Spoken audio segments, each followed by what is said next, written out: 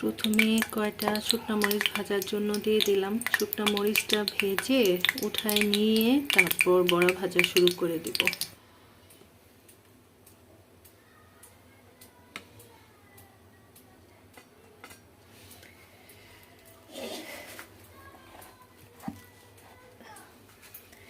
মাছ কাটার জন্য এই বেলে মাছগুলো খাওয়া হচ্ছে না। ঠান্ডার মধ্যে ফ্রিজের মাছ ধরতে অনেক খারাপ লাগে, তাই না? বেশি বেশি ঠান্ডা লাগে। তো আজকে এই যে বেলে মাছ কাটা শেখাচ্ছি আপনাদের, যারা কাটতে জানেন না। আমি নিজেই আসলে খুব ভালো করে মাছ কাটতে পারি না। বড় মাছ হলে আপনাদের ভাইয়া বাজার থেকে কাটাকুটি করে নিয়ে আসে। সবাইকে আসসালামু আলাইকুম এবং আদাব। সবাই কেমন আছেন? আশা করছি অনেক অনেক ভালো আছেন। আপনাদের দোয়া আর ভালোবাসায় আল্লাহর অশেষ রহমতে শুকর আলহামদুলিল্লাহ আমি ভালো আছি। এখনকার ওয়েদারটা হচ্ছে না খুব বেশি ঠান্ডা লাগছে না গরম লাগছে, খুব সুন্দর একটা ওয়েদার। সবসময় যদি এমন থাকতো তাহলে কতই না ভালো হতো। খুব বেশি ঠান্ডাও ভালো লাগে না, খুব বেশি গরমও ভালো লাগে না, তাই না? বিশেষ করে গরমের দিন তো আমি একদম সহ্য করতে পারি না। গরমের মধ্যে আমার প্রেশার অনেক বেশি থাকে। শীতের মধ্যে এবার আমার অবস্থা কাহিল করে ফেলেছে। জানি না গরমে কি হবে, আদৌ বেঁচে থাকবো কিনা। আমাদের প্রেশারটা আসলে জেনেটিক সমস্যা। আমাদের মা খালা ওনাদের অনেক বেশি বেশি প্রেশার ছিল, সেটাই আমাদের মধ্যে চলে আসছে। আমি কিন্তু খুব একটা মাছ কাটতে পারি না, এটা আমি আগেই বলে দিলাম। মাছ কাটতে গেলে মাছের অবস্থা খারাপ করে ফেলি।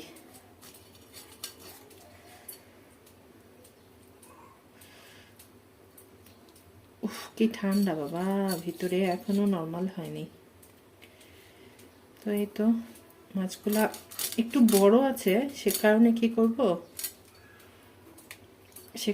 করব এক পিস করব, মানে একটা মাথা আর একটা লেজা। এই তো লেবু পাতা দিয়ে তারপর রান্না করব, তাহলে খেতে অনেক বেশি মজা লাগবে।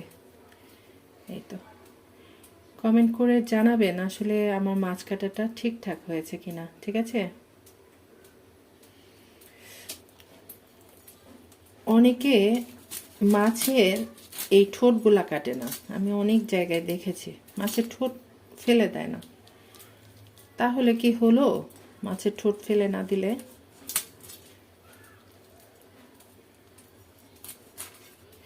এই তো হয়ে গেল। মাছগুলো মাশাআল্লাহ একটু বড় আছে। আপনাদের ভাইয়া বলে যে বেলে মাছ এরকম আস্ত রাখার জন্য, কিন্তু আস্ত রাখলে রান্না করতে গিয়ে নাড়াচাড়া করতে সমস্যা হয়। সে কারণে কি করতে হবে, একটা মাথা রাখতে হবে, একটা লেজা রাখতে হবে, বাস হয়ে গেল। আমার একটা হাস্যকর গান মনে করছে, সেটা একটু আপনাদের সাথে গেয়ে শোনাই। নাতি খাতি বেলা গেল শুতে পারলাম না, আরে সতীরতির মা। নাতি খাতি বেলা গেল শুতে পারলাম না, তারপর আর পারি না। প্রিয় ভাই বোন বন্ধুরা যারা আমাকে শুনছেন বা দেখছেন, সবার কাছে বিনীত অনুরোধ থাকবে অবশ্যই লাইক করবেন। কেউ যদি আমাকে বন্ধু করে থাকেন অবশ্যই কমিউনিটিতে লেটার রাখবেন।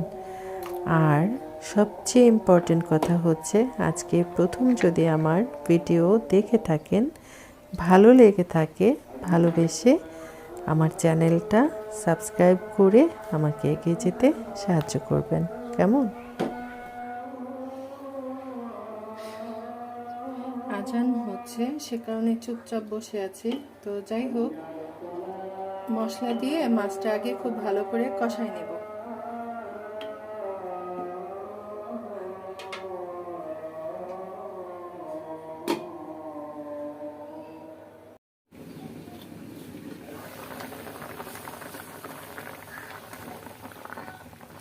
বেলে মাছটা একদম নরম হয়, সে কারণে খুরচুনি বা চটি দিয়ে না নাড়াচাড়া করে এরকম এরকম করে তারপর এটাকে রান্না করতে হয়। তো যাই হোক, মাছটা খুব ভালো করে কষানো হয়ে গেছে, প্রায় 10 মিনিট ধরে আমি এটা কষাই নিলাম। এখন চলে যাব মূল রান্নায়। এখন কি করতে হবে, সবার আগে পরিমাণ মতো তেল দিতে হবে।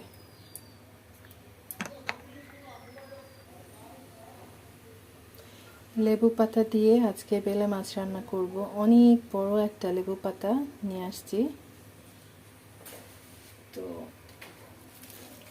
পরিমাণ মতো পেঁয়াজ দিয়ে দেব।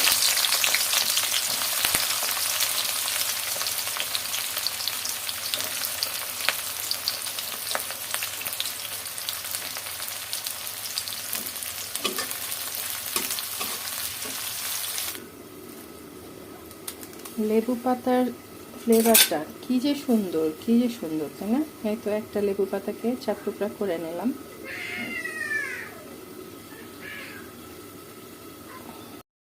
দিচ্ছি আমি এখন।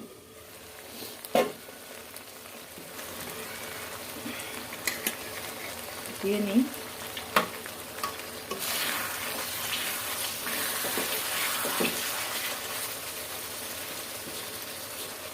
বেলে মাছ এত নরম, দেওয়ার সময় ভয় লাগে নাকি মাছটা ভেঙে যাবে।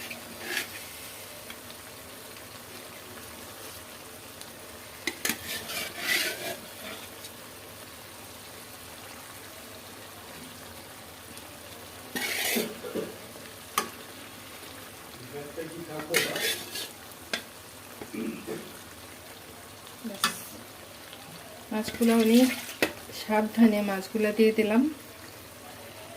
এখন আবার রান্না হওয়ার জন্য পরিমাণ মতো ঝোল দিয়ে দিলাম। দেখেন দেখতে কি সুন্দর লাগছে, একটু জুম করে দেখাই, অনেক সুন্দর লাগছে মাশাআল্লাহ। এরকম একটা রান্না থাকলে গরম ভাতের সাথে আর কিছুই লাগে না।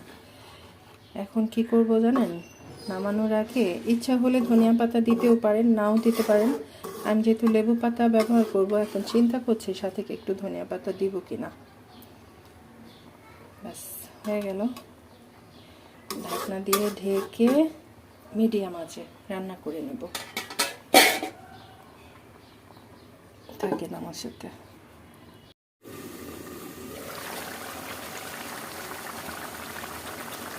অল্প করে একটু ধনিয়া পাতা দিয়ে দিলাম। শীতের দিনে যে কোনো রান্নার মধ্যে একটু ধনিয়া পাতা দিলে ভালো লাগে, তাই না? আর হচ্ছে লাস্ট উপকরণ, রান্নাটা হয়ে গেছে, এরকম একটু হালকা হালকা ঝোল থাকবে। এই লেবু পাতাটা দিয়ে আর রান্না করা যাবে না, এটা দিয়ে ঢাকনা দিয়ে ঢেকে রাখবো। তাহলে কি হবে জানেন, খুব সুন্দর লেবু পাতার একটা ফ্লেভার এটার মধ্যে যোগ হয়ে যাবে। তাতে করে বেলে মাছ খেতে অনেক বেশি মজা লাগবে। ব্যাস রান্নাটা ডান। একটুকুন ঝোল তো রাখতেই হবে। ব্যাস এই যে ঢাকনা দিয়ে ঢেকে দিলাম, এখন কি হবে, ফ্লেভারটা এটার মধ্যে ছড়িয়ে যাবে। চলে আসলাম বেলে মাছ রান্নার ফাইনাল লুক শেয়ার করার জন্য। দেখতে অনেক বেশি সুন্দর হয়েছে, খেতে তার চেয়ে বেশি মজা হয়েছে। আর এমন করে বেলে মাছ রান্না করে কে কে খেয়েছেন অবশ্যই কমেন্ট করে জানাবেন। আর কেউ যদি না খেয়ে থাকেন অবশ্যই আমার মতো করে রান্না করে একবার ট্রাই করবেন, যারা বেলে মাছ খেতে ভালোবাসেন। আর আমার মেয়েটাও কিন্তু বেলে মাছ অনেক পছন্দ করে খেয়েছিল। চলে আসলাম বড়া ভাজার জন্য। বড়া দিয়ে গরম ভাত দিয়ে শুকনো মরিচ ভাজা দিয়ে খেতে অনেক বেশি মজা। আমার মতো কার কার কাছে বড়া দিয়ে গরম ভাত দিয়ে খেতে মজা লাগে অবশ্যই কমেন্ট করে জানাবেন। তো ঠিক আছে, আমি ভাজাভুজি করি, থাকেন আমার সাথে। প্রথমে কয়টা শুকনো মরিচ ভাজার জন্য দিয়ে দিলাম। শুকনো মরিচটা ভেজে উঠায় নিয়ে তারপর বড়া ভাজা শুরু করে দেব।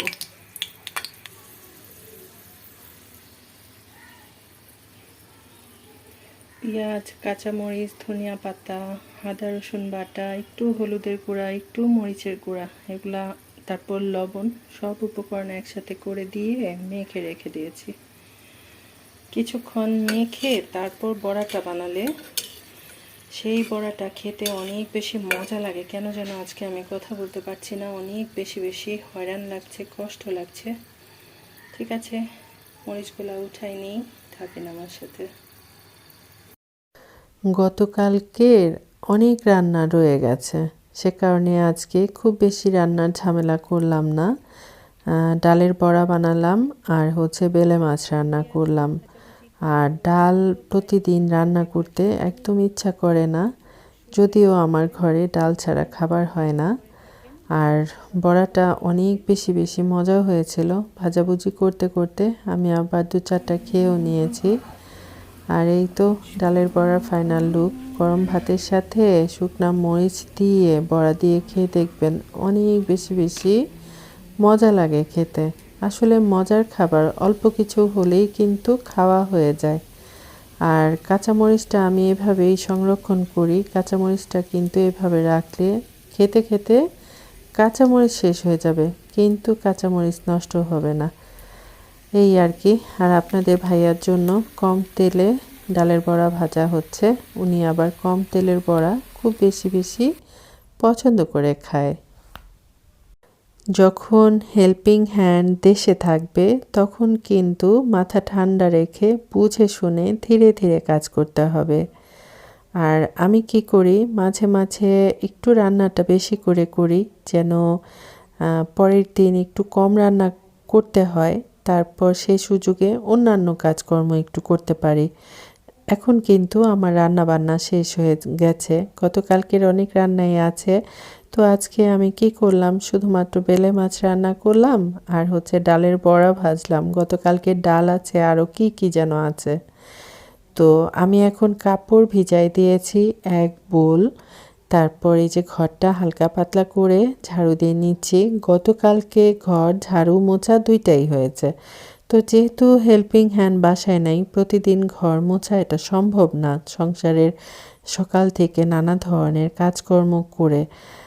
অনেকে বলতে পারেন যে আপনার হেল্পিং হ্যান্ড এতদিন থেকে দেশের বাড়ি গেছে, আপনি নতুন লোক রাখেন না কেন? রাখি না, তার একটা বিশেষ কারণ হলো আমার হেল্পিং হ্যান্ড অনেক বিশ্বস্ত। ওর সামনে 1000 কোটি টাকা পড়ে থাকলেও ও ধরবে না। শুধুমাত্র এজন্য ওকে কখনো বাদ দিই না। আর ওনার ডিমান্ড এর জন্য একটু বেশি আর কি দাম দেখায়। তো যাই হোক, তাছাড়া একা বাসায় থাকি, অনেক সময় অনেক রকম ঝামেলাও হতে পারে। কত ধরনের লোক যে এখন বের হয়েছে, কাকে বিশ্বাস করব কাকে করব না, এটা একটা বিশাল বড় ব্যাপার, তাই না? আজকেও চলে আসছি কাপড় তোলার জন্য। তারপর 1 বোতল পানি নিয়ে আসছিলাম, সেগুলো একটু গাছে অল্প অল্প করে দিয়ে দিলাম। এই গাছটার মধ্যে দেখেন কতগুলা ডালপাল হয়েছে। এটা এই যে দেখেন, অনেক সুন্দর হয়েছে, মাশাআল্লাহ মাশাআল্লাহ।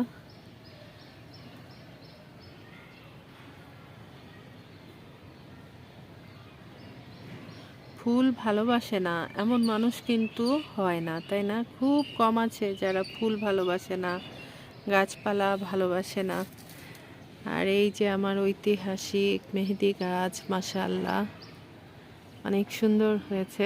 আমার বোন ভিডিওটা দেখেছে, দেখে বলেছে অনেক বেশি খুশি হয়েছে। এই তো।